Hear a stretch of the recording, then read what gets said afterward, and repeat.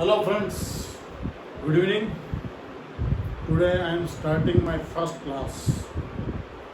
मैं चाह रहा हूँ कि जो नॉलेज मेरे अंदर है या मुझे पता है वो चीज़ें बाकी सारे जो इंजीनियर्स हैं उनको भी पता लगना चाहिए।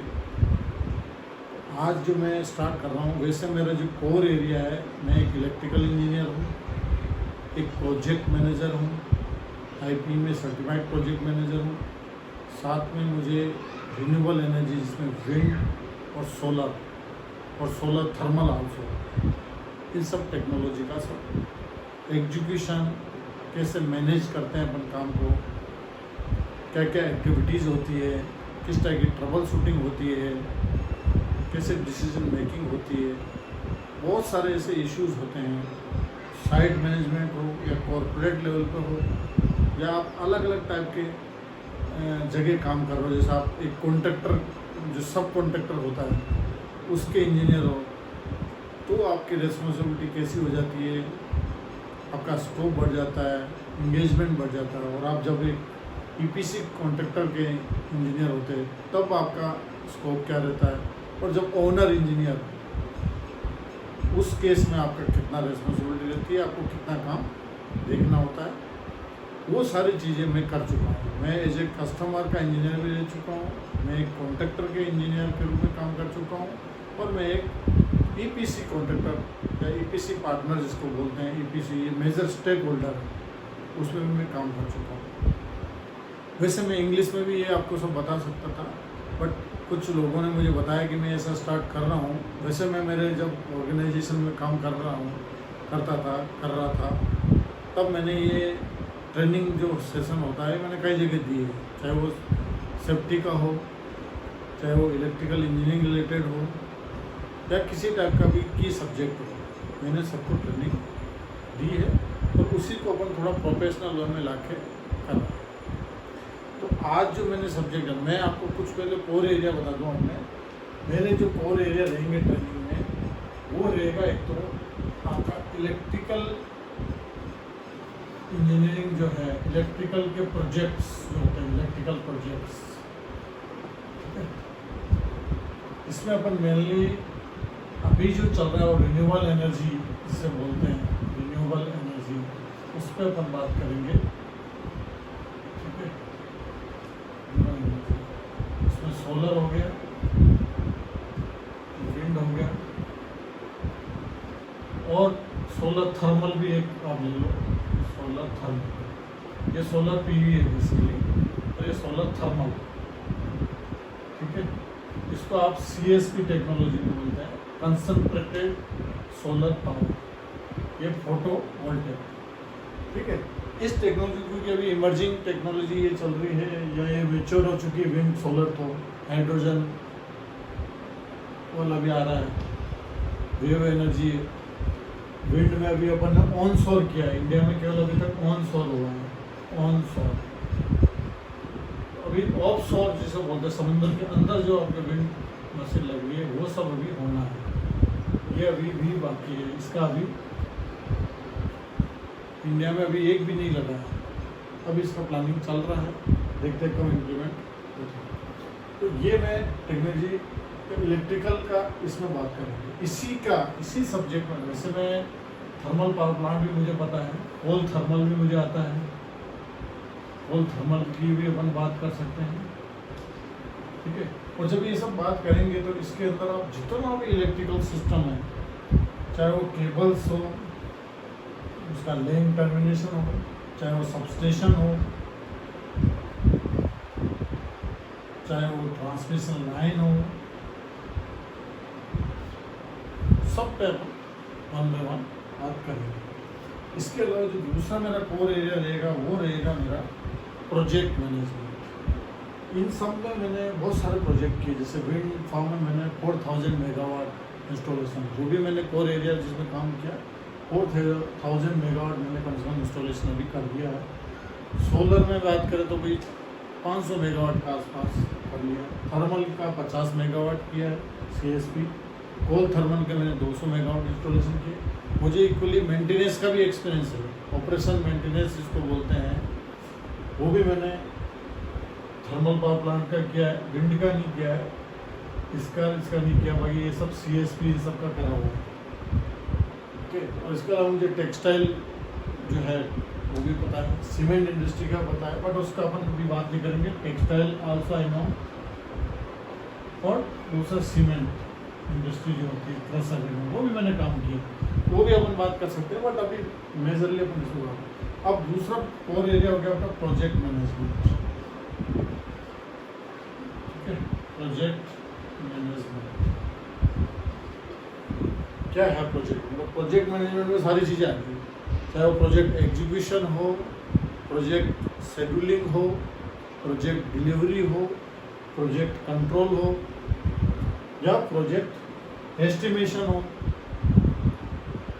वो सारा कॉस्टिंग हो, प्रोजेक्ट कॉस्टिंग हो, सब कुछ इस प्रोजेक्ट मैनेजमेंट में आ गया।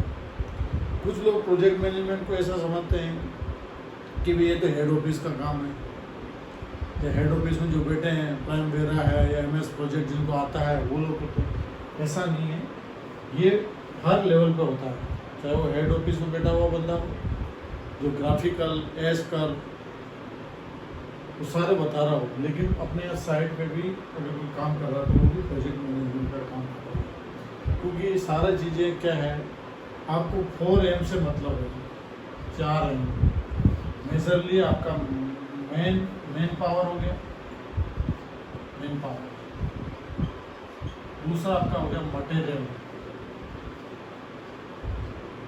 और तीसरा हो गया मशीन, और फोर्थ हो गया आपका चौथा मनी। इन 4 चीज़ों को ही आपको मेनली कंट्रोल होता है। इसके अलावा बहुत सारी चीज़ें हैं इससे लिंक जो लेकिन उसको अपन ज़्यादा डिस्कस नहीं कर रहे, अभी ये कंट्रोल। तीसरा मेरा जो कोर एरिया में यहाँ लिख रहा हूँ, तीसरा जो रहेगा मेरा, एक इलेक्ट्रिकल स्पेशल डिस्कस कर लेंगे, प्रोजेक्ट मैनेजमेंट इन्हीं टाइप जो प्रोजेक्ट मैंने किए इनसे रिलेटेड बात करेंगे, और तीसरा कोर एरिया रहेगा जो आपका कैरियर काउंसलिंग। मेरे इंजीनियर्स एंट्री कर रहे हैं, या जो स्टूडेंट होते हैं जिनकी उम्र 13 या 14 ईयर्स की होती है, वो अपने पेरेंट्स से पूछते हैं या आसपास पूछते हैं मुझे क्या सब्जेक्ट लेना चाहिए या क्या लेना नहीं लेना, उसको गाइड करने के लिए एक तरीका है, वो अपन सब इस पर भी थोड़ा डिस्कशन करेंगे। और फोर्थ पॉइंट जो है मेरा वो रहेगा सोशल, उस पर भी मैं ट्रेनिंग दे सकता हूँ, that is the road safety. Road safety जो कि एक किस इशू है अभी इंडिया के अंदर, इंडिया नहीं पूरे वर्ल्ड में है, इस पर भी अपन 1 बाय 1 बात करेंगे। तो ये मोटा मोटी और भी चीज़ें हैं, मैं अभी ज़्यादा डिस्कशन नहीं करता, बट अपन ये अभी की एरिया पर पकड़ के चल रहे हैं। ठीक है, तो सबसे पहले मैं ये कहना चाह रहा हूँ कि आज जो मैंने टॉपिक लिया है आपके, वो मैं आपको बता दूँ। आज का टॉपिक जो है वो there is a power evacuation.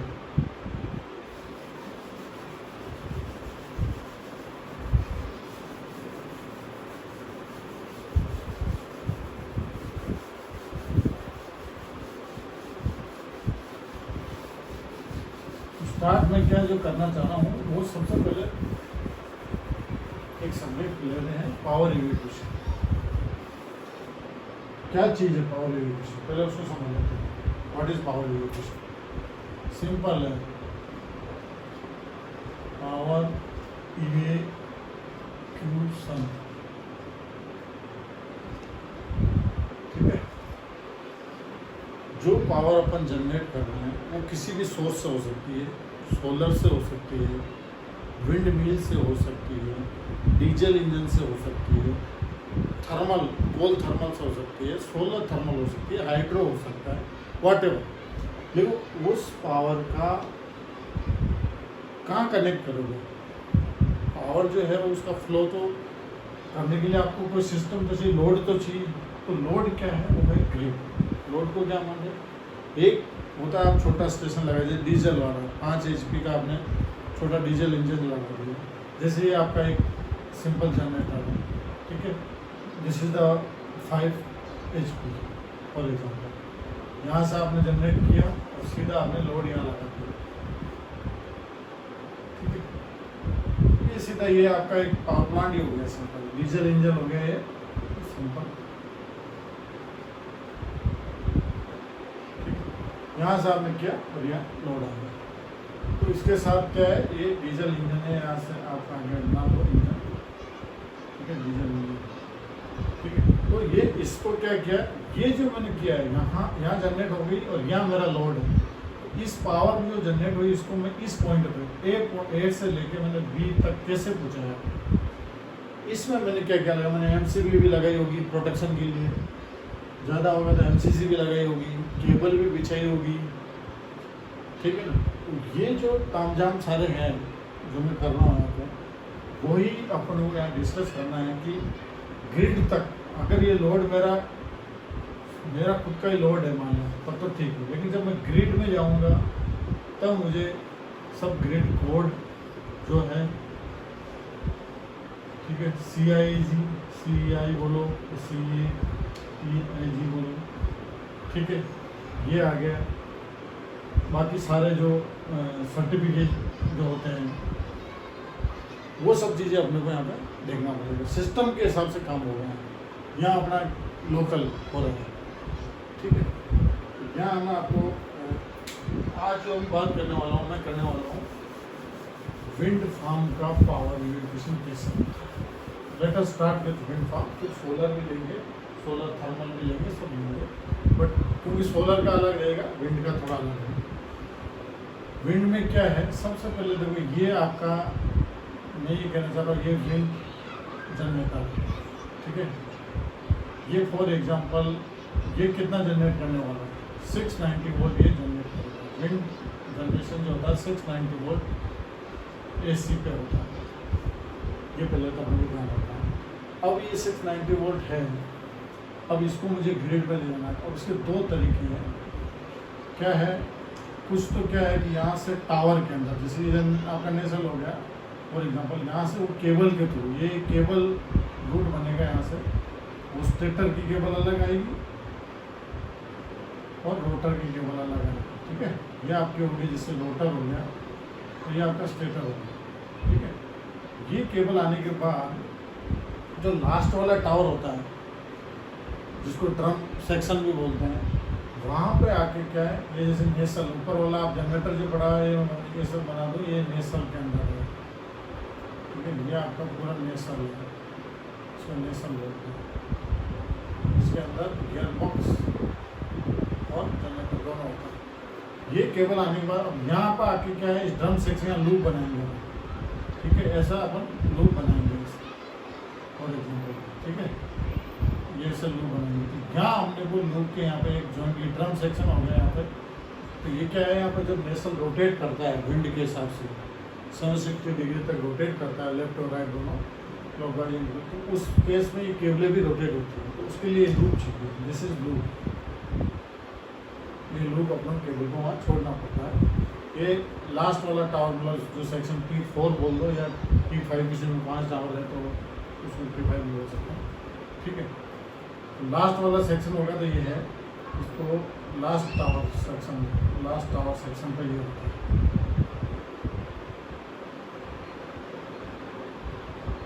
ठीक है। ये लूप है, यहाँ पे ड्रम है, ये पूरा ड्रम के ऊपर एक केबल लगाई हुई ड्रम, ठीक है। अब नाउ क्या है कि ये यहाँ पर अपना भी जॉइंट लगाना होगा। जॉइंट कहाँ से आ रहा है, यहाँ ये वाला जो पोर्शन है यहाँ से, यहाँ पे ये केबल, अब क्योंकि क्या है पहले पूरी कॉपर ही आती थी, यहाँ दो केस है अलग अलग। एक तो क्या पावर ऊपर ही ट्रांसफार्मर अगर मैंने लगा दिया नेसल के अंदर ही, यहीं मैंने ट्रांसफार्मर बिठा दिया, जैसे ये पावर है, यहीं से मैंने क्या किया, जनरेटर से सीधा ही मैंने यहाँ पर ट्रांसफार्मर लगा दिया फॉर एग्जाम्पल, यहीं पर। तब तो क्या है मेरा यहाँ पर 33 kV 690 मतलब 33 kV ऑब्लिक 690 वोल्ट 0.690 kV, ठीक है। तो ये वहीं जनरेट होगा, तो मुझे क्या 33 kV को नीचे लाना, तो मेरी एक ही केबल लगेगी, तो मुझे केवल ST केबल लेके आनी है। लेकिन जब ट्रांसफार्मर ऊपर नहीं, ये सीमेंस का वैसा केस में ऐसा होता है, ट्रांसफार्मर ऊपर ही होता है, जिसको आपका यूनिट सब स्टेशन का जो ट्रांसफार्मर बोलते हैं, डिस्ट्रीब्यूशन ट्रांसफार्मर बोलते हैं, ये ट्रांसफार्मर वहाँ नहीं है। तो अब क्या कि पहले पूरे में कॉपर केबल लगती है, ये केबल जो है सारी कॉपर की है, ठीक है। पहले पूरी कॉपर की केबल नीचे तक आती थी। नीचे आपका यहाँ पे एक कन्वर्टर कैबिनेट आपका यहाँ पर मिलेगा, इसको सीसी बोलते हैं, कन्वर्टर कैबिनेट बोल दो, क्यूबिकल बोल दो, कन्वर्टर बोल दो, ठीक है, जो एसी को डीसी में होता है।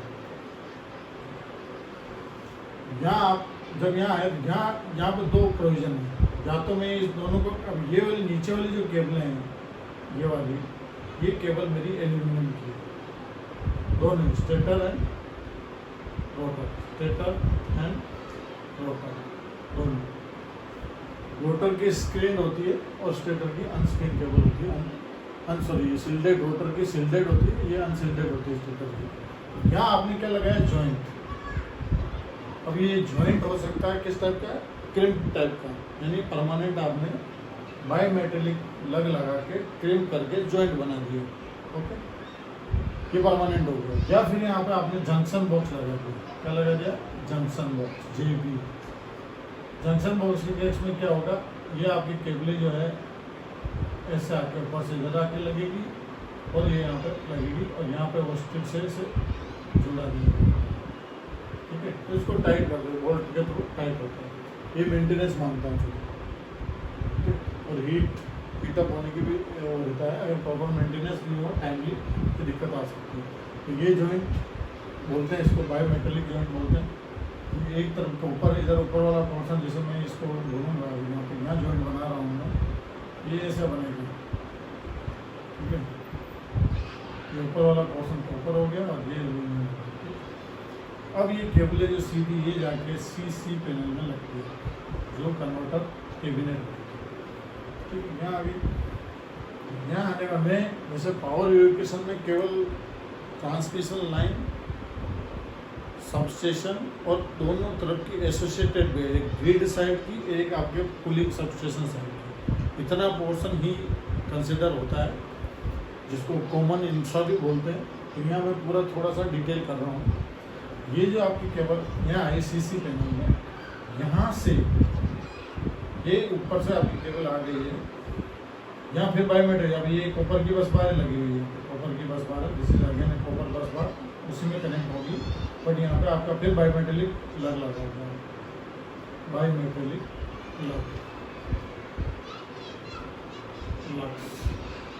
ऊपर की तरफ एल्यूमिनियम रहेगा, नीचे कॉपर है, इस तरह का पोर्शन रहेगा, इसलिए ऊपर आपका आ गया, ऊपर एल्यूमिनियम, ये आपका कॉपर, ठीक है, दिस टाइप।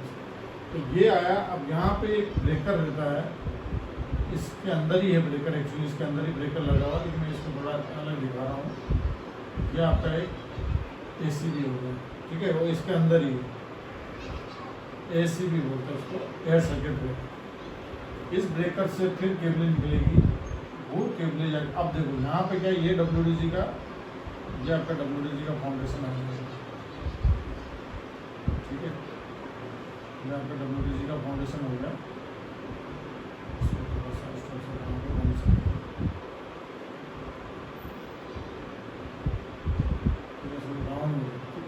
तो ये हो गया। यहाँ से केवल अंडरग्राउंड PVC पाइप के थ्रू सीधी जाके ये बाहर आई, बाहर आके ये आके USS में कनेक्ट होना होती है, जिसको बोलते हैं इन्वर्टर। मैं इसको पूरा आपको बता रहा हूँ। यहाँ से आपने, अब यहाँ पर क्या है, फिर एक AC भी लगाता हूँ, उसके बाद आपका क्या आएगा, सीधा ट्रांसफार्मर आएगा, स्टार BY दे दो। यहाँ क्या है, 690 वोल्ट है LP साइड में, LV साइड में, और इधर चला गया आपका 33 साइड, ठीक है। इसके बाद फिर आपके यहाँ VCB आ गई, वैक्यूम सर्किट ब्रेकर, और VCB के बाद आपकी क्या है, सीधा यहाँ पे लाइन 33 kV की लाइन यहाँ पे आगे टर्मिनेट हो जाएगी। इसका भी आप लगा दो, LA लगा रहता है, इसलिए LA हो गया, LA लगेगा। मीटरिंग का सिस्टम है तो CT PT वो सब आ जाएगा। ठीक है, सीटी जिसमें लगनी है ये अगर वीसीबी है अलग से, सीटी अलग से लगी हुई तो आप यहाँ शो कर सकते हो। अदरवाइज अगर ये पूरा पैनल है उसके अंदर ही सब कुछ आएगा, जिसको CSS भी बोलते हैं, कॉम्पैक्ट सब स्टेशन। उसके अंदर CT PT सारा इसके अंदर ही आ जाता है, उसको बोलते हैं आपके CSS कॉम्पैक्ट सब स्टेशन बोलते हैं। तो इसके अंदर ये सब आ जाएगा। अदरवाइज यहाँ आप CT दिखा दो और PT की कोई खास जरूरत नहीं, लेकिन एक पेज में आप लगाओ तो PT भी यहाँ ऐसे दिखा सकते हो। ठीक है, ये PT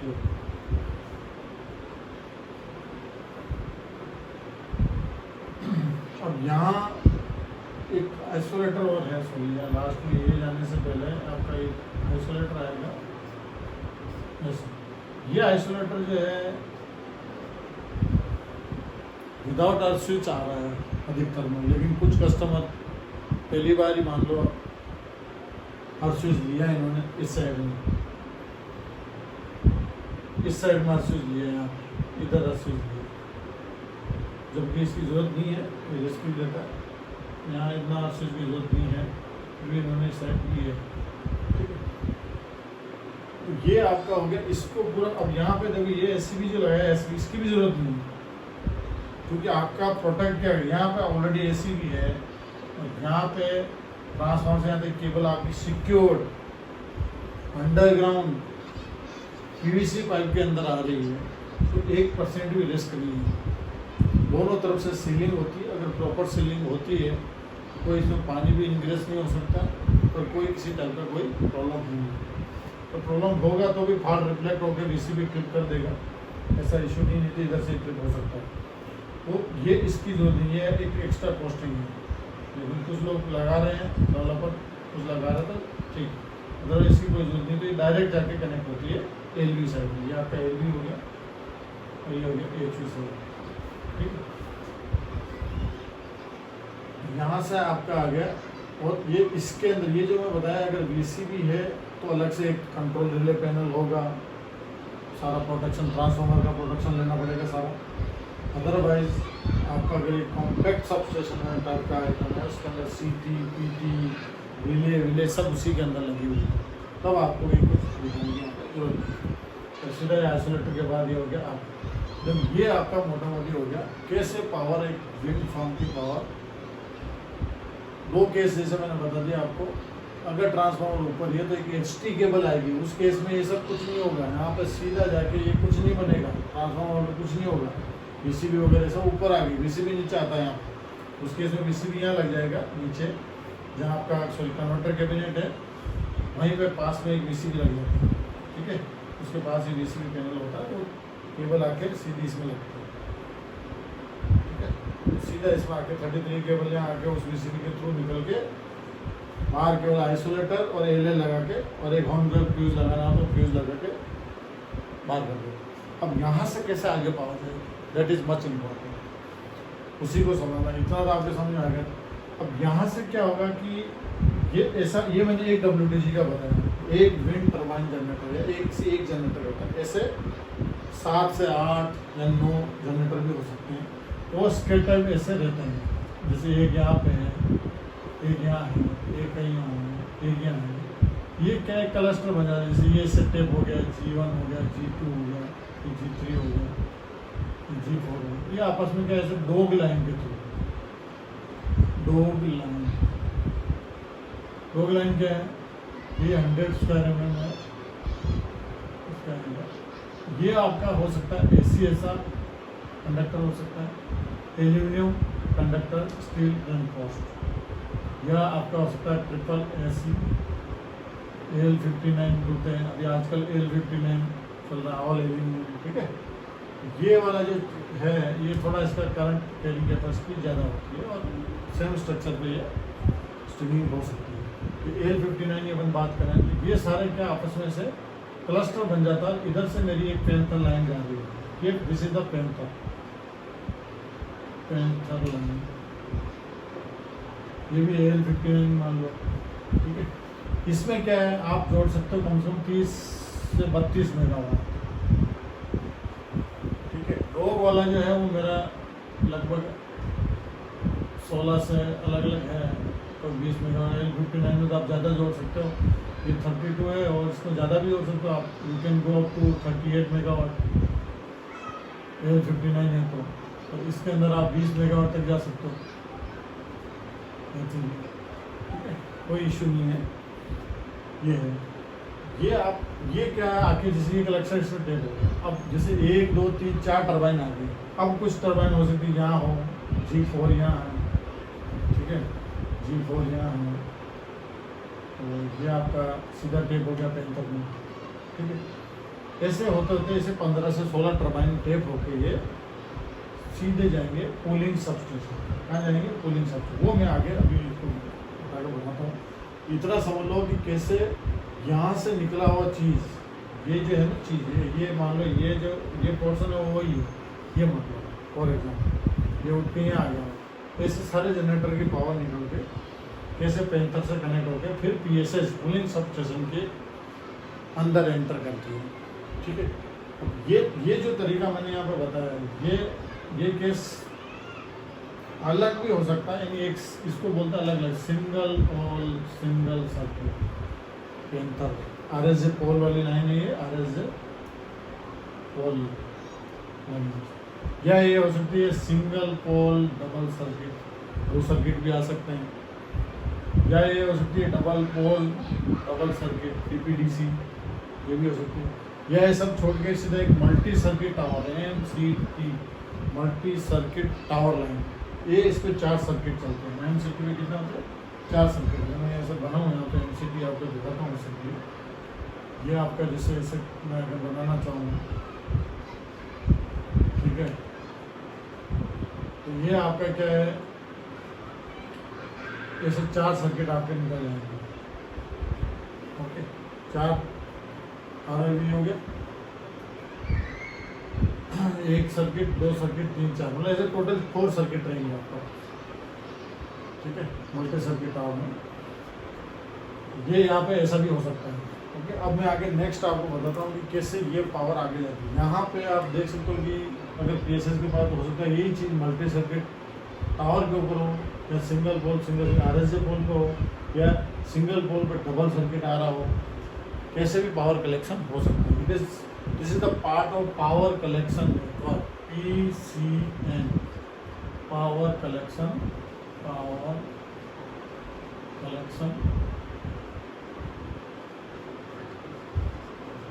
नेटवर्क।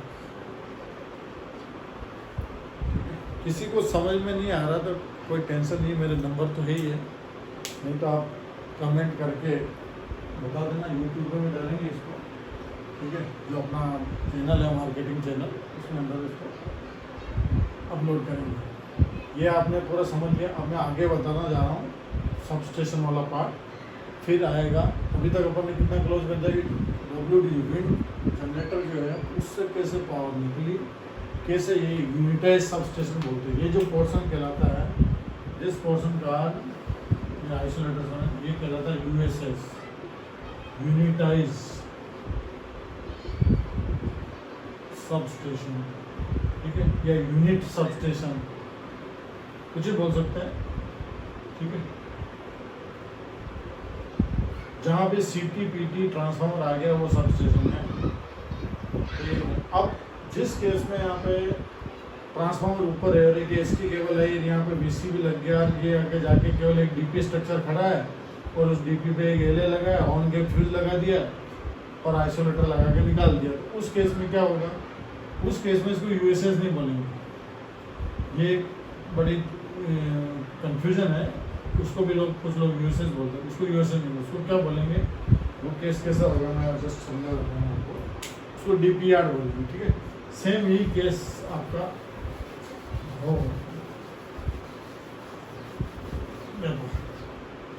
उस केस में क्या होगा कि यहाँ से आपका क्या है, ऐसे वैसे भी यहाँ पर जो भी है मीनिंग नहीं सब। ठीक है, सीधा ऊपर से एक केबल आई, सिंगल केबल आके है और यहीं पे आपको यहाँ पे VCB पड़ा हुआ है, VCB वैक्यूम सर्किट ब्रेकर। इस VCB से ST केबल निकली, वही अंडरग्राउंड जाएगी और ये केबल जाके सीधी ऊपर उठेगी। यहाँ पे क्या क्या इन्होंने एक DP स्ट्रक्चर, तो आप ये सीधा पहले जाएगा तो एक मुझे लग रहा है ऑन गेट फ्यूज दे दिया। ठीक है, ये हॉर्न गेट फ्यूज दे दिया, फिर ये एलए ले दिया, LA lightning arrester, horn gate fuse दे दिया, प्रोटेक्शन रिले। उसके बाद ये आइसोलेटर दे दिया,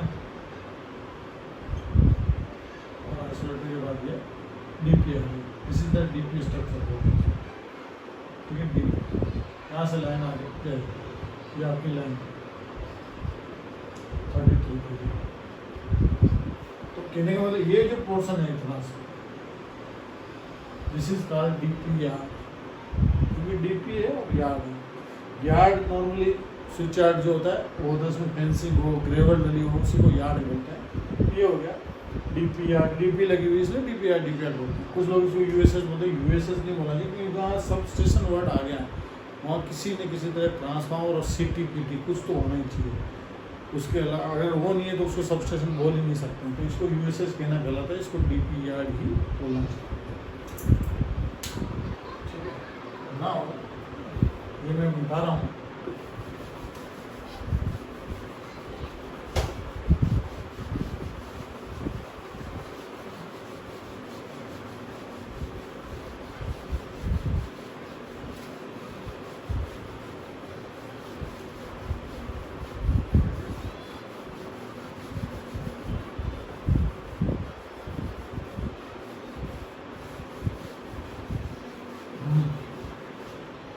अभी आपने कहाँ तक समझा कि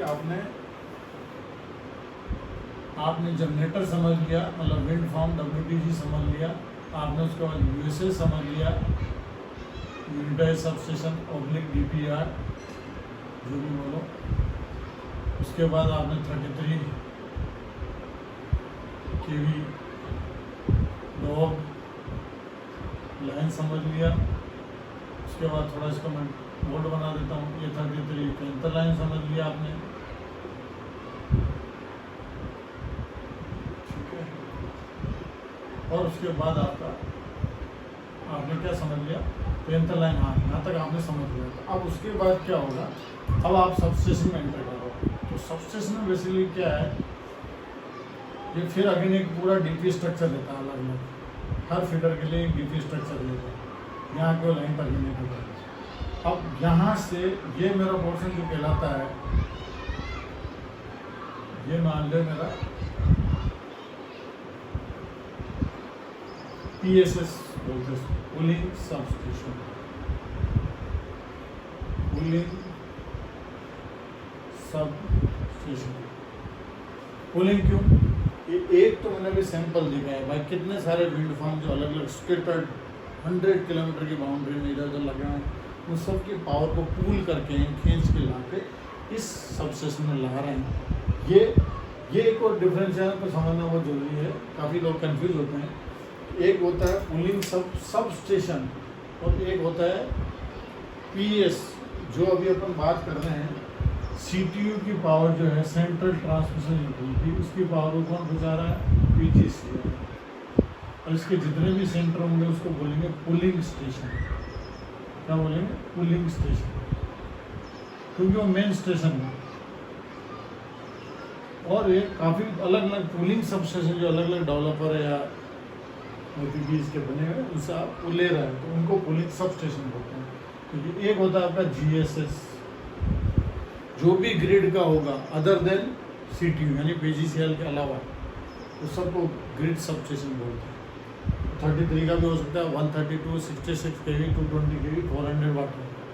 ठीक है, जैसे गुजरात का है सबस्टेशन, गेटको का हो सकता है, RRBPNL का हो सकता है, MPPCL का हो सकता है, ट्रांसपोर्ट का। ये क्या, और एक हो गया आपका PSS, वो है पुलिंग सब स्टेशन। ओके, तो यहाँ आके अपन ने यहाँ बात कर रहे हैं अभी कि ये WTG, ये जो यहाँ से इसको बोलते हैं बे। बे क्या होती है? लाइन बे, यानी 33 kV बे। क्योंकि कोई भी आएगा मुझे प्रोटेक्शन के लिए सिस्टम से देना पड़ेगा।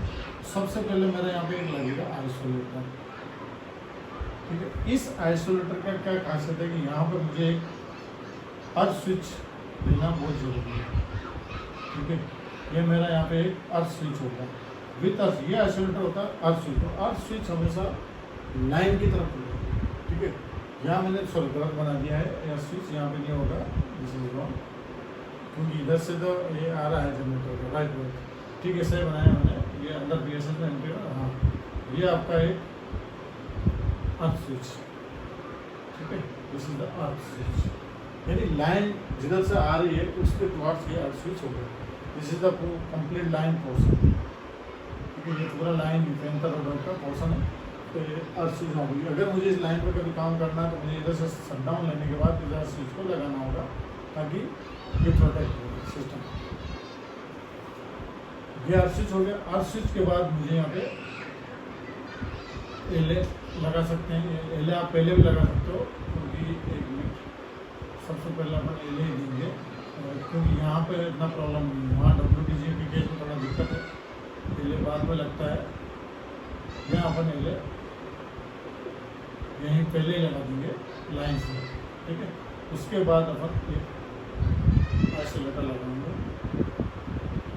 और ये आइसोलेटर जो होगा विद अर्थ स्विच होगा, ठीक है। जैसे ये आइसोलेटर के बाद क्या होगा, अब यहाँ पे क्या केस आता है कि अब यहाँ पे एक और चीज़ आ रही है, जैसे कूलिंग सब स्टेशन है, ये किसी एक ही डेवलपर का है, ठीक है, या एक ही सेकी का है। सेकी के अलग अलग सेकी 1 2 3 4 5 6 जो भी है, या अलग अलग कस्टमर भी एक ही पर्टिकुलर डिफरेंट, मतलब एक डेवलपर कॉमन है लेकिन अलग अलग कस्टमर उसमें आके कनेक्ट हो रखे हैं, या 2 डेवलपर भी हो सकते हैं। उस केस में क्या है, जहाँ भी डबल मल्टीपल कस्टमर हो या मल्टीपल सेकी हो, उस केस में 33 पे सेकी के केस में, मतलब अपन बात कर रहे हैं कि सेकी के केस में, तब यहाँ पे मीटरिंग करना बहुत जरूरी है। क्या करना पड़ेगा, मीटरिंग यहाँ पर जरूरी है। मीटरिंग करने के लिए, और एबीटी मीटरिंग देखा है, और वो होता है किसके लिए होता है, जो लाइन का लॉस होता है उसका अपोर्शन, लाइन लॉस अपोर्शन के लिए अपन ये मीटरिंग CTBT यहाँ पे देखें। यानी यहाँ पे क्या करेंगे, अपन एक लगाएंगे आप MCT, और उसके अलावा ये हो गया MPT, ये 2-3 अब यहाँ पे क्या, मेन और चेक मीटर के लिए ये एक सेट हो गया। एक और स्टैंड बाई लगानी है तो फिर एक और सेट लगाना पड़ेगा आपको, अगेन एक CT और फिर अगेन PT, ठीक है। ये भी MPT हो गया, ये MCT हो गया। ये पोर्ट जो है वो स्टैंड बाई के लिए काम है, स्टैंड बाई मीटर, ठीक है, stand by meter, ABT meter. ये जो आपका है ये आपके हो जाएगा, ये वाला शेप है, ये मेन और चेक मीटर हो गया, मेन एंड चेक मीटर, ठीक है। मेन जी का सीरीज में कर देंगे, CT जो है कॉमन, PT तो ही पैरेलल में, CT आपका सीरीज में करके दोनों को लगा देंगे, main and check. Main meter की MRI होगी वीकली, चेक मीटर तब काम आएगा, मेन मीटर काम नहीं कर रहा तो चेक मीटर, ये भी नहीं करे तो स्टैंड बाई मीटर, ऐसा इन्होंने किया। लेकिन अगर एक ही कस्टमर है, सेकी की केस की बात कर रहा हूँ, टोटल सारे बिल उसी एक ही कस्टमर के लिए मीटरिंग की भी जरूरत नहीं है, या एक ही सेकी प्रोजेक्ट है, कस्टमर भी एक है तो भी नहीं है। अगर 2 सेकी प्रोजेक्ट है, कस्टमर एक है, उस केस में आपको बेकायदे 33 वे में, जो इनकमर वे बोलते हैं इसको, 33 kV इनकमर वे कूलिंग सब स्टेशन में, उस पे मीटरिंग करना जरूरी है। लाइन लॉस अपोर्शन, अब यहाँ थोड़ा आगे बात लाइन लॉस अपोर्शन की, तो मैं सोच रहा हूँ उसको भी क्लियर कर दूँ ताकि आपको कंफ्यूजन नहीं हो। लाइन लॉस क्या, पहले तो एक समझो यार, कॉमन एक होता है कॉमन इंफ्रास्ट्रक्चर, ठीक है, इसको पहले समझो। ये वर्ड जो है ना कॉमन इंफ्रास्ट्रक्चर, इसको समझना बहुत जरूरी है, ठीक है। कॉमन इंफ्रास्ट्रक्चर में क्या आता है, एक आता है pooling sub station, pooling sub station, दूसरा आता है पावर इवेक्यूशन, PE लाइन, जो आपकी सब स्टेशन से निकल के CTU से कनेक्ट होती है, ठीक है, या STU से कनेक्ट होती है, उसको बोलते हैं ट्रांसमिशन लाइन, ऑप्टिक लाइन, जो अबोव 33 होती है, ठीक ठीक है। अबव 33 मतलब यानी ये 66 kV हो सकती है, 22 kV हो सकती है, सॉरी 22 नहीं, 132 kV हो सकती है, 220 हो सकती है, 400 हो सकती है, ठीक है, लाइक दैट। ये हो गया। एक हो गया इनकी दोनों एसोसिएट बे, लाइन की जो बे है ना एसोसिएट, वो दोनों बे भी आपकी कॉमन होगी, यानी एसोसिएटेड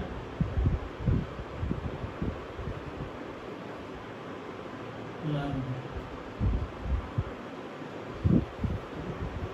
यानी आपने क्या किया, ये पीएसएस है, यहाँ से लाइन गई और यहाँ लगी आपका दोनों एंड पीएसएस है, तो ठीक है पीएसएस हो गया और यहाँ पे एक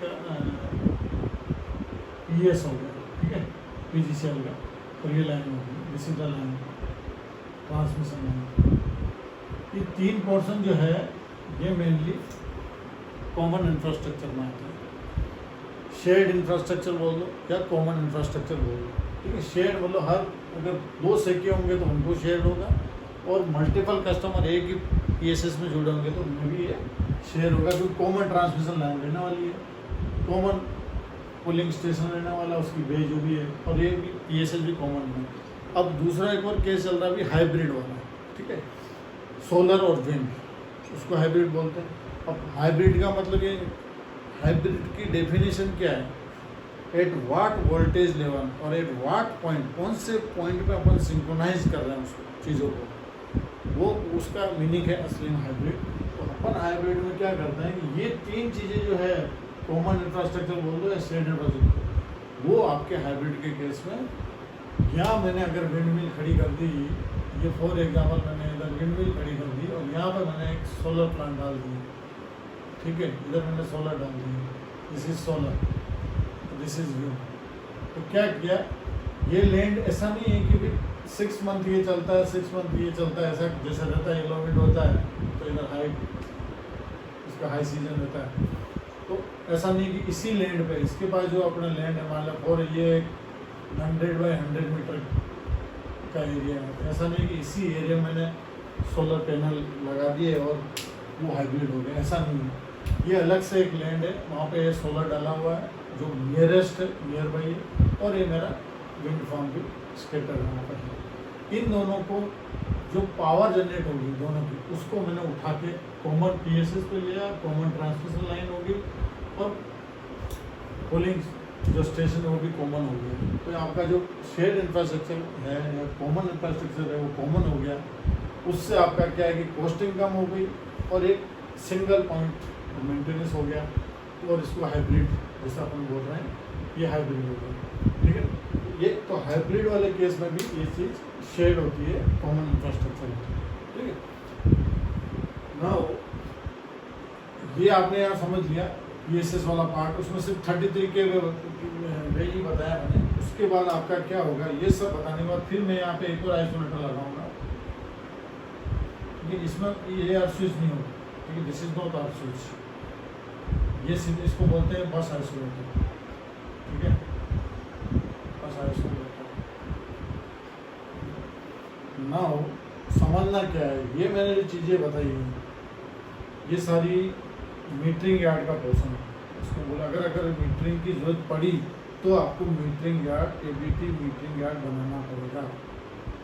मीटरिंग यार्ड जैसे वो डीपी यार्ड था, ये मीटरिंग यार्ड है, क्योंकि इसमें सिर्फ मीटरिंग का काम और कुछ नहीं। ये सब केबलिंग भी इधर की इधर ही होनी है, कहीं जाने वाली नहीं। तो ये वाला जो आपका पोर्शन है that is the ABT metering yard. ये कब जरूरत पड़ेगी, जो मैंने आपको बताया उस केस में जरूरत पड़ेगी। ये बस आइसोलेटर तक उसके साथ आएगा। अब ये वाला केस नहीं हो तब दो केस बनते हैं। फिर वापस क्या बनेगा, जैसे यहाँ पर मेरी ये तो लगाऊंगा मैं एले और आर स्विच, ये दो चीज़ें तो होगी, ठीक है, एले और आइसोलेटर विथ आर स्विच, ये दो चीज़ें तो मेरी इसमें होनी है, ठीक है, जैसे डीपी। तो उसके बाद क्या, उसमें मैं ये बना सकता हूँ AIS में चला जाऊँगा, ठीक है, बाहर हो, मतलब आउटडोर में हो मेरा वो यार्ड पूरा, मैं आउटडोर में हूँ, जो अभी मैं बनाने जा रहा हूँ वो बाहर हो मेरा, ये नहीं हो मान लिया। या फिर वो इंडोर स्विच गेयर हो। स्विच गेयर आपका आउटडोर हो सकता है या इंडोर हो सकता है। तो जब मैं इंडोर की बात करूँगा तो क्या होगा, जैसे स्विच गियर हो कुछ भी, उसको इंडोर स्विच गियर कहते हैं। मैं इसको उस केस में क्या होगा मैं बताता हूँ मैं आपको।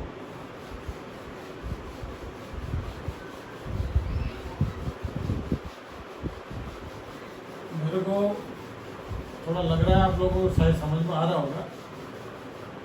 और भी डिटेल में इसमें अगर जाना है तो आप कमेंट करोगे, मैं इसको यूट्यूब में अपलोड करता हूँ वीडियो को, और कमेंट करके बताना, और फ़ोन करके भी आप पूछ सकते हो। It's totally free as of now. तो मैंने जो बे का बताया वहाँ पर मैं बोल रहा हूँ, अगर मीटरिंग यार्ड नहीं है, फॉर एग्जाम्पल मीटरिंग यार्ड है ही नहीं, तो आपके लाइन आई, लाइन आती है, आपने रिले लगा दिया, रिले लगाने के बाद आपका ये आइसोलेटर आ गया,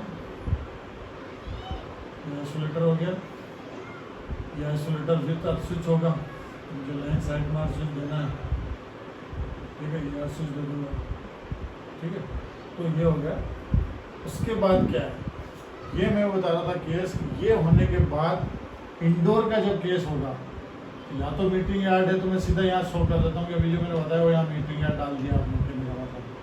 अगर नहीं है तो ये सीधा आपका वहाँ यूँ निकल गया, मीटिंग यार्ड है ही नहीं फॉर एग्जाम्पल, ठीक है। ये मीटिंग यार्ड अभी जो मैंने बताया था मीटिंग CTPT 33 की जो लगाई अपनी, तो अब ये जाएगा, ये सीधा इंडोर स्विच गियर में जाएगा, ठीक है। तो इंडोर स्विच गियर में है क्या, वहाँ पे भी वही 33 की VCB लगी हुई है, यानी ये मेरी एक VCB हो जाएगी, ठीक है। और क्या है, और उसमें CT लग जाएगी, PT लग जाएगी, लाइन PT इसको बोलते हैं। इस केस में तो PT की जरूरत नहीं है, LA लगा दो, LA लगा दो यहाँ पे, ठीक है। बस ये हो गया, CT हो गई, ये प्रोडक्शन CT है आपकी। इसमें मीटरिंग और भी होती है, बट ये प्रोडक्शन CT दोनों ही, प्रोडक्शन एंड मीटरिंग CT दोनों, ये दोनों हो जाएगा, और एक मीटर वीटर उसमें लग जाएगा, ठीक है। दोनों से आपने CT और इसका एक और एक बस PT होगा, आप ये जो जाएंगे ये सीधी एक बस में जोड़ेंगे, ये आपके 33 kV बस, ये इंडोर बस, ठीक है। ये इंडोर है, इस पर अलग अलग जितने भी फीडर आ रहे हैं पेंथर के, वो आके ऐसे ही कनेक्ट होते जाएंगे पूरे बस में। कनेक्ट होने के बाद फिर यहाँ से आपके मान लो 2 ट्रांसफार्मर हैं, तो ट्रांसफार्मर की फीडर होती है। ये सब स्टेशन के पार्ट बता रहा हूँ, कूलिंग सब स्टेशन का। तो ट्रांसफार्मर के केस में सिंपल क्या होना है, 33 का ट्रांसफार्मर का सेम टू सेम प्रोडक्शन है, ये आपका VCB हो जाएगा, ठीक है। ये मान लेना ट्रांसफार्मर का निकाला, ये 33 kV VCB हो गया, ठीक है। और ये सब CT सब हो जाएगा इसका इधर भी। उसके बाद आपका सीधा ये ट्रांसफार्मर आ गया, ठीक है। ये ट्रांसफार्मर जो क्या है 220, मान लिया 220 पे पावर इन्वोकेशन हो रहा था, 220 66 भी हो सकता है, ये 132 kV हो सकता है, मैं 220 kV मानता हूँ, ऑब्लिक 33 kV। अब एक मान लिया कितने का 100 MVA का ट्रांसफार्मर है, और तो इसमें 4 फीडर, जैसे 25 मेगावाट मानो तो 4 फीडर आपके जुड़ जाते हैं। ये है, उसके बाद ये 33 बे होगी ट्रांसफार्मर की, 33 kV साइड की बे होगी, और इस साइड आपका 220 kV की बे बनेगी, वो मैं आगे बनाता हूँ। यहाँ पे 220 kV साइड की बे बनेगी, उसमें भी वही सेम सिस्टम है, ठीक है। जैसे ये ट्रांसफार्मर यहाँ दिखा दिया हमने, उसका ये तो 33 kV साइड हो गया, ये आपका 220 kV साइड होगा, ठीक है। 220 kV साइड में जो आपके आएगी, तो ये आपका वही SF6 ब्रेकर आएगा, ठीक है। यहाँ पे VCB काम नहीं करता, यहाँ पर आपको चलेगा SF6 ब्रेकर, CT लग जाएगी, ठीक है। यहाँ पर आप LA भी लगा दो ट्रांसफार्मर के लिए, ये सब LA हो गया, ठीक है। LA लग गया, CT लग गई, बस PT तो अलग से है, वो तो अलग लगेगी, यही चीज़ें हैं उसमें। उसके बाद क्या होगा, सीधा फिर ये 220 kV बस है, ठीक है। मैं मान लो 2 बस का सिस्टम है, 2 बस सिस्टम है, ये मेन बस 1 हो गया, और ये मेन बस 2 हो गया। ये इसमें कनेक्ट है। यहाँ आइसोलेटर लग जाएगा, बस आइसोलेटर बोलते हैं, 220 kV का बस आइसोलेटर है, ठीक है। और एक आइसोलेटर आप उधर भी दे दोगे। तो ये मोटा मोटी आ गया इस बस में। आगे बस के बाद क्या है, मैं सिंपल बोल रहा हूँ। इसके बाद आपका क्या है, वही लाइन की बे आ जाएगी। अब लाइन बे में क्या है, जैसे एक बस का भी पकड़े यहाँ से पावर गई, आपका लाइन ब्रेकर आएगा, इसको लाइन ब्रेकर बोलते हैं। वही SF6 हो गया, CT होगी, ठीक है। अब यहीं पे आपके आगे निकल के यहाँ पर फिर आपको MCT आएगी, फिर MPT लगेगी, क्योंकि यहाँ पे ये आपका मेन मीटरिंग का है, ठीक है। MPT हो गया। एक आपका लाइन PT अगर देना हो तो दे सकते हो, लाइन PT, ठीक है। लाइन PT हो जाएगा। एक फेज में देना है, ये तो तीनों फेज में होगा। ये 3 फेज है, फिर 3 फेज। ये आपका एक सिंगल फेज, बाई फेज मान लो, उसमें दे दो, पहले लग जाएगा, ठीक है। पहले लगेगा। और वेब ट्रैप अगर है, वेब ट्रैप वाला सिस्टम वो भी कर दो, ठीक है। जो भी है PLCC सिस्टम है तो वेब ट्रैप भी इसमें दिखा दिया जाएगा। और उसके बाद CVT आ जाएगी अगर वो है तो। ये आप MPT की जगह सीधा MCVT ले सकते हो। इस केस में मीटरिंग के लिए भी MCVT ले सकते हो। और यहाँ पे आप जो ले रहे हो ये भी MCVT है। ये लाइन PT दिखा है ना, MCVT ले सकते हो आप। सीधा 3 फेज ही ले लो आप, एक फेज की जरूरत नहीं है, तीनों भी ले लो उसको MCVT, ठीक है। MCVT नहीं, सॉरी ये CVT ले लो। तो ये लेंगे अपन, ये हो जाता है MPT की जगह आपका MCVT हो जाएगा। ये CVT जो होगी लाइन CVT बोल दो उसको।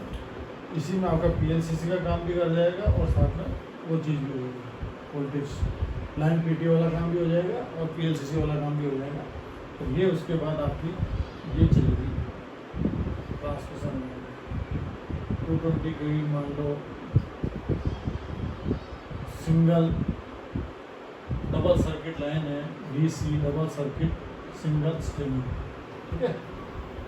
वो लाइन आपकी जाएगी। उसके बाद आपका ग्रिड साइड की बेस जो आएगी वो आएगी। ये आप मोटा मोटी आप देख रहे हो किससे अपन आप दिखाने। यहाँ मैं बताना चाह रहा हूँ आपको कि ये जो मीटर इस साइड लगा हुआ है, अपने विंड फार्म के पुलिंग सबस्टेशन साइड लगा हुआ है, ये जो मीटर है ये कहलाएगा आपका स्टैंड बाई। इसको स्टैंड बाई बोलेंगे। इस कॉमर्शियल इसका कोई इम्प्लीकेशन नहीं है, एक उसमें काम नहीं आता है ABT मीटर ये जैसे आपका क्या मैंने बताया कि CVT जो MCVT और ये जो आपने MCT लिए, दोनों को उठा के यहाँ आपने ABT मीटर लगा दिया, ठीक है। ABT मीटर, तो ये जो मीटर लगाया है तो ये आपका है ABT मीटर, बट ये स्टैंड बाई, ठीक है। क्योंकि जो पावर जो है एक्चुअल जो मीटरिंग होती है वो आपके PGCIL एंड पे होती है, अपने एंड पे नहीं होती है, मतलब विंड फार्म के जो पुलिंग सबस्टेशन एंड पे नहीं होती है। तो ये स्टैंड बाई मीटर कहलाएंगे, स्टैंड बाई। ना मैं आगे इसको बता देता हूँ। आपका ग्रिड साइड का क्या है ये आपने समझ लिया होगा। इसी को अपन सेम टू सेम को और द ग्लोबल इलेक्ट्रिकल इंजीनियर्स या जो भी विंड फार्म के इंजीनियर उनके लिए चाहिए, तो इसको इंग्लिश में भी अपन एज इट इज बताएंगे अभी। We can take it in English also so that they can also understand what is going on. ये सिंपल मैं एक फ्लो बता रहा हूँ कि पावर का फ्लो, पावर इवैक्यूएट कैसे होती है, कैसे विंड फार्म से पावर जनरेट होती है, क्या केबलें कौन सी क्या है, USS क्या है, फिर 33 kV डॉग लाइन क्या है, पेंथर लाइन क्या है, फिर पुलिंग सबस्टेशन क्या है, फिर वहाँ से एक बड़ी ट्रांसमिशन लाइन निकल रही जो पावर इवैक्यूएशन लाइन बोलते हैं उसको, कॉमन इंफ्रास्ट्रक्चर क्या है, मीटरिंग कौन सी होनी, स्टैंड बाई क्या है, मेन चेक क्या है, लॉस अपोर्शन क्या है, शेड इंफ्रास्ट्रक्चर क्या है, कॉमर्शियल मीटरिंग क्या होती है, ठीक है, सारा मतलब। अभी अपन वहाँ तक पहुँच गए थे कि ये मेरा PSS वाला पोर्शन पूरा मेरा क्लोज हो गया। ये मेरा PSS से क्लोज हो गया, लाइन मेरी आ गई। ये मान लो मेरी 220 kV ट्रांसमिशन लाइन, ठीक है। उसके बाद क्या है, ये अब मैं ये जो मेरा पोर्शन है, ये पोर्शन आ गया मेरा पीएस। एक अगर मैं ये सीटीयू है, सेंट्रल ट्रांसमिशन यूटिलिटी, यानी पीजीसीआर, उस केस में इसको बोलूँगा पीएस, पोलिंग स्टेशन। और अगर ये मेरा एसटीयू है, स्टेट ट्रांसमिशन यूटिलिटी, तब उस केस में मैं इसको बोलूँगा जीएसएस, ग्रिड सबस्टेशन। ये थोड़ा टर्मिनोलॉजी है, तो भी अपने को ध्यान रखना। यहाँ मेरी लाइन भी आ जाएगी। लाइन में आने का मतलब वही मेरा पहले एल आ गया, ठीक है, 220 kV एल आ गया। एल के बाद फिर आप वही लाइन सीवीटी कर दो, यहाँ पे लाइन सीवीटी हो गई, same to same, line CVT हो गई। लाइन सीवीटी के बाद आपका मीटरिंग सीटी हो गई, फिर ये मीटरिंग एमसीवीटी कर दो, ठीक है। फिर आप क्या कर दो, एमपीटी भी लिख सकते हैं, एमवीटी लिख सकते हैं, एमसीटी लिख सकते हैं, कुछ भी कर सकते हैं। फिर आपका ये हो गया, आपके एमसीटी हो गया, ठीक है। वेब ट्रेप दे दो, वेब ट्रेप जैसे यहाँ दिखा रखा तो वेब ट्रेप हो जाएगा, ठीक है, वेब ट्रेप। फिर उसके बाद आपका आइसोलेटर आ जाएगा, ठीक है, आइसोलेटर आएगा। आइसोलेटर के बाद फिर आप इसको, फिर आएगा लाइन सीटी दे दो यहाँ पे, ठीक है, ये प्रोटेक्शन वाली सीटी है, ठीक है, प्रोटेक्शन सीटी है। तो ब्रेकर को दे दो आप, 220 kV का ब्रेकर हो गया, SF6, ठीक है। उसके बाद फिर आप आइसोलेटर दे दो, और ये फिर आपकी 220 kV की बस हो गई, ठीक है। ये तो मोटा मोटी सिस्टम आपको समझ में आ गया होगा। यहाँ से आप, जैसे मैंने बताया था, मीटरिंग से यहाँ से उठा के मीटर लगा लो, ठीक है, ये एबीटी मीटर हो गया। ये जो मीटर है, सेकी के केस में पीजीसीआर में ही मीटरिंग होती है, कमर्शियल मीटरिंग यहाँ होती है। और सबसे बड़ी बात क्या है, ये क्या लगता है पता है, पुराने ज़माने में अपन मीटर को क्या बनाते थे, मीटर का एक रूम बनता था, जहाँ मीटरिंग सीटी और पीटी लगी हुई है, उसके जस्ट पास में जो भी स्पेस अवेलेबल है, उसके पास एक मीटर का रूम बनाना पड़ता था, स्टैच्यूटरी कॉम्पेटेंसीज था, वो बना के अपन यहाँ पे दोनों को पास में ही कनेक्ट करते हैं। अब ये आपका रूम अगर काफ़ी दूर है, तो वहाँ तक कॉपर की फोर्स का केबल लेके जाते हैं और वहाँ कनेक्ट करते हैं। जितना ज़्यादा डिस्टेंस होगा, आपका जो कंट्रोल रूम बनेगा, जितना दूर बनेगा, बे कंट्रोल रूम बोल सकते हैं, वो जितना दूर होगा उतना ज़्यादा वोल्टेज ड्रॉप होगा, वो भी नियरेस्ट होगा, अच्छा होगा, ठीक है। तो ये आपका हो गया। अब अपन जो बात कर रहे थे, ये मैं मोटा मोटी आप देख लिया, पावर कैसे जनरेट होगी, कैसे क्या ग्रिड में आ रही। उसके बाद अब एक मोटा पॉइंट मैं ये बताना चाह रहा हूँ, वो जस्ट बता रहा हूँ, सिंक्रोनाइजेशन कहाँ होता है। पावर कभी भी ऐसा नहीं कि मैंने ये दो केस है अलग अलग, हाइड्रो टर्बाइन का केस अलग हो सकता है, कोल थर्मल का केस अलग हो सकता है, सोलर थर्मल का केस भी अलग हो सकता है।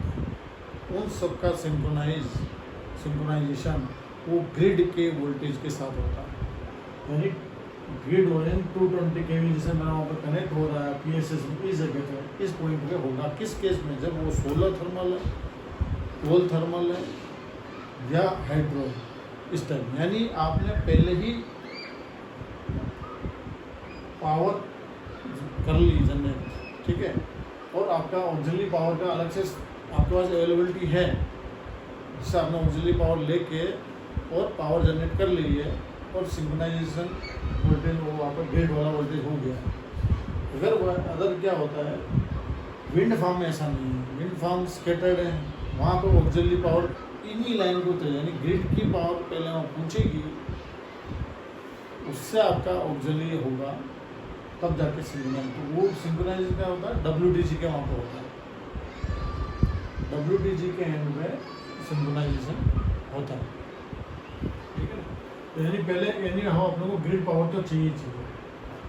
अब एक अपन ने बात की थी कि लॉस अपोर्शन जो 33 में मीटरिंग लगा रहे हैं, यानी क्या हुआ कि आपने अभी पूरा सिस्टम मैंने बताया, यहाँ ये आपका PSS है, क्या आपका 1 मीटर, ये आपका MPT और MCT, ये 33 के लिए, ठीक है। इन दोनों का 1 मीटर लग गया है, TBT मीटर। ये मान लें X कस्टमर का फीडर है, और ये Y कस्टमर का, जैसे कैसे एक और फीडर है Y कस्टमर का। अब यहाँ से ये ओनर है, इस लाइन यहाँ तक इसके ओनर है, इस बे के भी ओनर है, ठीक है। इसकी जो बे है मीटरिंग वाली हो, उसके भी वो ओनर है। उसके बाद ओनर नहीं, क्यों, वो कॉमन है। कॉमन 33 के स्विच गेयर रूम है या स्विच यार्ड है, बे तक वो उनका है। अगर वो बाहर का है तो बे तक उनका मतलब ओनरशिप है, इंडिविजुअल कस्टमर। उसके बाद सब कॉमन आ गए, ट्रांसफार्मर कॉमन, सब कुछ कॉमन, लाइन कॉमन। लास्ट में जो आपने जो बताया था कि PS पुलिंग सबस्टेशन, यानी ग्रिड के साइड में जो मीटर लगा हुआ है, वो मीटर जो है, ये मान लें ग्रिड साइड मीटर लगा हुआ है, इस मीटर की रीडिंग, फॉर एग्जांपल ये आपके इसके मीटर की रीडिंग मान लो, फॉर एग्जांपल ZN, ठीक है, ZN नहीं बोलो, इसकी रीडिंग आई मान ले A, ठीक है। तो PS पे जो है ग्रिड का, PGCL एंड का, इस पे जो मीटर लगा हुआ है, इसकी रीडिंग मान ले A है, तो इसमें से इन सब की रीडिंग जितनी भी, इन सब की माइनस करेंगे, तो वो आपका निकल जाएगा ओवरऑल लॉस, ठीक है। अब उस लॉस को किसको कितना देना है, लॉस अपोर्शन, उसके लिए मुझे ये मीटर चाहिए 33 में, यानी उसको बोलते हैं लाइन लॉस अपोर्शन। ये कैसे करूँगा, ये मैंने फॉर्मूला बताया, जो पुलिंग सबस्टेशन यानी जो ग्रिड का PGCL एंड का मीटर है, उसकी जो भी रीडिंग आई है मंथली, उसमें से इन सब की मंथली या वीकली जो भी लेना है आप कभी निकाल सकते, वो माइनस कर दो आप सारे, वो आ गया आपका टोटल लॉस। ये 33 एंटर हुआ जो पावर, और वो कॉमन इंफ्रास्ट्रक्चर जो भी है उसकी बात करना है। उस लॉस उसको फिर अलग अलग को देना, तो जिसने ज़्यादा जनरेशन किया है उसको ज़्यादा लॉस मिलेगा। That is called line loss apportion. For that we install metering at 33 ठीक है। आई थिंक ये लंबा हो जाएगा, तो इसी टाइप से अपन आगे भी और करते रहेंगे। अभी तो बहुत लंबा चौड़ा है, इलेक्ट्रिकल भी बहुत लंबा चौड़ा सब्जेक्ट है, प्रोजेक्ट मैनेजमेंट भी बहुत बड़ा है, ओवरऑल एक जनरल मैनेजमेंट है वो कर रहे हैं अपन, कैरियर काउंसलिंग है वो सब्जेक्ट है। तो ये मेरा कहने का मतलब कि इस पर अपन 1 by 1 आगे बढ़ते हैं। और WTG जो है विंड फार्म है, उसमें अपन सिविल भी कंसिडर करेंगे, मैकेनिकल भी कंसिडर करेंगे। WTG फाउंडेशन जैसे हो गया, that part also we will include. Erection जो होता है वो इंक्लूड करेंगे, स्टोर फंक्शन जो होता है, लॉजिस्टिक, सिक्योरिटी, सारे फंक्शन अपन बात करेंगे। और अब overall project management, project execution कैसे होता है, उसके साथ साथ एक मोटिवेशनल क्या चीज़ हो सकती है उसको अपन डिस्कस करेंगे। Thank you for giving me time. और इसको मैं अपलोड करता हूँ अपने यूट्यूब चैनल पे, तो आप उससे जुड़े, उसमें कमेंट करें, और किसी को कुछ पूछना हो तो मुझे फ़ोन कर सकते हैं या मेल कर सकते हैं। Thank you.